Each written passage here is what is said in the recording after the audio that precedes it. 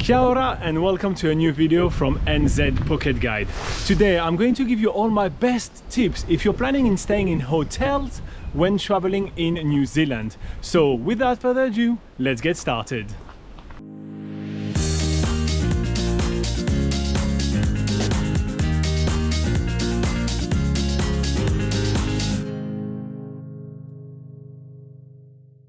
Okay, so let's begin with the star system that hotels boasts in New Zealand. So obviously hotel ranks from 1 star to 5 star, like pretty much everywhere in the world. However, something that we've noticed here in New Zealand is that hotel star ratings really matter little when it comes down to hotel service, facilities and their overall standards.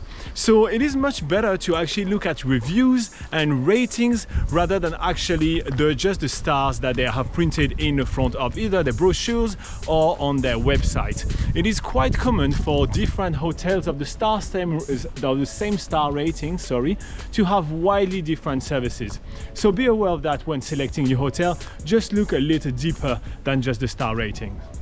Another very quick tip, if you're planning on staying in big cities in New Zealand, such as Auckland, Christchurch, Wellington, and to a certain extent, Queenstown, you may want to make sure that the hotel or the accommodation that you are planning to stay at will provide you with parking, or at least with a very easy access to a parking facility, even if it's not included in the price.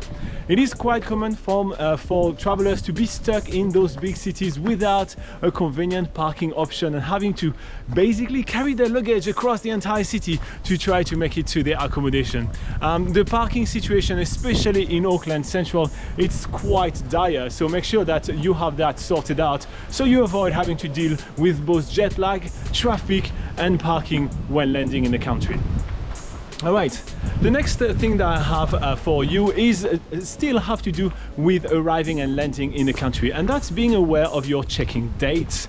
When you're going to be leaving your country of origin, it's probably going to be a certain date and very different than the date you're going to arrive in New Zealand due to the time difference. You're probably either going to travel through time and miss some days, or travel back in time and come back. So you need to be aware that when you're going to be checking to your accommodation may be different than your travel time. So it's probably not going to be 24 hours after you leave home. So some tourists still make mistakes with that. So make sure that you're aware of that. It's a simple tip, but it's worth saying. Okay, so the next tip that I have for you is to book through OTAs. So OTAs stand for Overseas Travel Agents. So that's your Booking.com, Expedia, Trip.com. It really doesn't matter which one.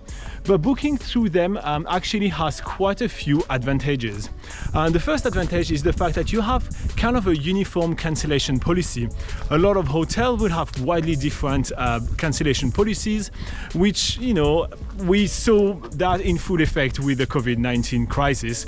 So booking through the Booking.coms or the Expedia and the like will basically help having an extra buffer of cancellation policies, which will allow you to maybe be able to cancel in a much easier way. So remember, their job is to provide the best service, so that may be a really good option. The next good thing to do is also being able to compare prices quite easily rather than going from one hotel website to the other.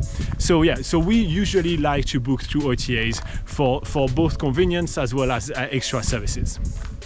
Okay, the next tip that I have for you is to always double check the location on a map of your hotel. Now hear me out, there is many hotels that calls themselves the Waterfall Hotel or something like that, but it really doesn't mean that they are the closest to the waterfall, and sometimes it really doesn't mean that they are the closest to, say, the landmark at all. They sometimes are quite far away. So because the hotel is called the Waterfall Hotel, check where they are on the map to make sure that they are genuinely closest to that place. Next up on our list, we have being hotel green. So avoiding on extra room cleaning, for example, room service, avoiding using all those mini shampoo bars and everything like that really definitely help in reducing your travel footprint. We do have a lot of content on NZ Pocket Guide about that, so try to be hotel green. Maybe research what being hotel green means and try to ease it on the planet when traveling. And the last tip that I have for you to round this one up is considering motels. If you want to save some money when traveling in New Zealand, why not staying in motels? First up, they are usually cheaper than hotels, but most importantly, a lot of motel units come with a self-contained kitchen in there, or at least a small kitchenette where you'll be able to cook yourself either breakfast, lunch or dinner and be able to save on eating out, which can get quite expensive when you travel around. Alright, so that's all the tips that I have for you. There is much more on nzpocketguide.com, so make sure to check it out. And the whole team is joining me in wishing you the best time ever in New Zealand.